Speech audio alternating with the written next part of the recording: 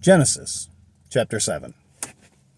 Then the Lord said to Noah, "Come into the ark, you and all your household, because I have seen that you are righteous before me in this generation. You shall take with you 7 of every clean animal, a male and his female, 2 each of animals that are unclean, a male and his female. Also 7 each of birds of the air, male and female, to keep the species alive on the face of all the earth.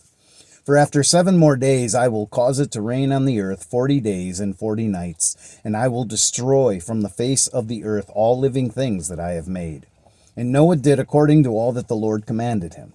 Noah was 600 years old when the flood waters were on the earth. So Noah, with his sons, his wife, and his sons' wives, went into the ark because of the waters of the flood, of clean animals, of animals that are unclean, of birds, and of everything that creeps on the earth. 2 by 2 they went into the ark to Noah, male and female, as God had commanded Noah. And it came to pass after 7 days that the waters of the flood were on the earth. In the 600th year of Noah's life, in the 2nd month, the 17th day of the month, on that day all the fountains of the great deep were broken up, and the windows of heaven were opened. And the rain was on the earth 40 days and 40 nights. On the very same day, Noah and Noah's sons, Shem, Ham, and Japheth, and Noah's wife, and the 3 wives of his sons with them, entered the ark. They and every beast after its kind, all cattle after their kind, every creeping thing that creeps on the earth after its kind, and every bird after its kind, every bird of every sort. And they went into the ark to Noah 2 by 2 of all flesh, in which is the breath of life. So those that entered, male and female of all flesh, went in as God had commanded him, and the Lord shut him in. Now the flood was on the earth 40 days. The waters increased and lifted up the ark, and it rose high above the earth. The waters prevailed and greatly increased on the earth, and the ark moved about on the surface of the waters. And the waters prevailed exceedingly on the earth, and all the high hills under the whole heaven were covered. The waters prevailed 15 cubits upward, and the mountains were covered. And all flesh died that moved on the earth, birds and cattle and beasts, and every creeping thing that creeps on the earth, and every man. All in whose nostrils was the breath of the Spirit of life, all that was on the dry land died. So he destroyed all living things which were on the face of the ground, both man and cattle, creeping thing, and bird of the air. They were destroyed from the earth. Only Noah and those who were with him in the ark remained alive, and the waters prevailed on the earth 150 days. Genesis chapter 8.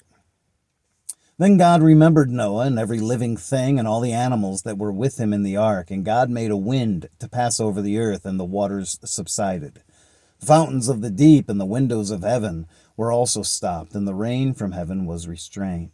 And the waters receded continually from the earth. At the end of the 150 days, the waters decreased. Then the ark rested in the 7th month, the 17th day of the month, on the mountains of Ararat. And the waters decreased continually until the 10th month. In the 10th month, on the 1st day of the month, the tops of the mountains were seen. So it came to pass at the end of 40 days that Noah opened the window of the ark which he had made. Then he sent out a raven, which kept going to and fro until the waters had dried up from the earth. He also sent out from himself a dove to see if the waters had receded from the face of the ground. But the dove found no resting place for the sole of her foot, and she returned into the ark to him, for the waters were on the face of the whole earth. So he put out his hand and took her, and drew her into the ark to himself. And he waited yet another 7 days, and again he sent the dove out from the ark. Then the dove came to him in the evening, and behold, a freshly plucked olive leaf was in her mouth. And no one knew that the waters had receded from the earth. So he waited yet another 7 days, and sent out the dove, which did not return again to him any more. And it came to pass in the 601st year, in the 1st month, the 1st day of the month, that the waters were dried up from the earth, and Noah removed the covering of the ark and looked, and indeed the surface of the ground was dry. And in the 2nd month, on the 27th day of the month, the earth was dried. Then God spoke to Noah, saying, Go out of the ark, you and your wife and your sons' wives with you. Bring out with you every living thing of all flesh that is with you, birds and cattle, and every creeping thing that creeps on the earth, so that they may abound on the earth, and be fruitful and multiply on the earth. So Noah went out, and his wife and his sons' wives with him, every animal, every creeping thing, every bird, and whatever creeps on the earth according to their families went out of the ark. Then Noah built an altar to the Lord, and took of every clean animal and of every clean bird, and offered burnt offerings on the altar. And the Lord smelled a soothing aroma. Then the Lord said in his heart, I will never again curse the ground for man's sake, although the imagination of man's heart is evil from his youth. Nor will I again destroy every living thing as I have done. While the earth remains, seed time and harvest, cold and heat, winter and summer, and day and night shall not cease. Genesis chapter 9.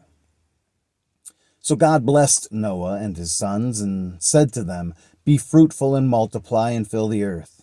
And the fear of you and the dread of you shall be on every beast of the earth, on every bird of the air, on all that move on the earth, and on all the fish of the sea. They are given into your hand. Every moving thing that lives shall be food for you.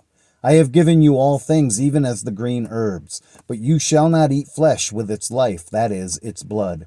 Surely for your lifeblood I will demand a reckoning. From the hand of every beast I will require it, and from the hand of man, from the hand of every man's brother, I will require the life of man. Whoever sheds man's blood, by man his blood shall be shed. For in the image of God he made man. And as for you, be fruitful and multiply. Bring forth abundantly in the earth, and multiply in it. Then God spoke to Noah and to his sons with him, saying, And as for me, behold, I establish my covenant with you, and with your descendants after you, and with every living creature that is with you, the birds, the cattle, and every beast of the earth with you, of all that go out of the ark, every beast of the earth. Thus I establish my covenant with you.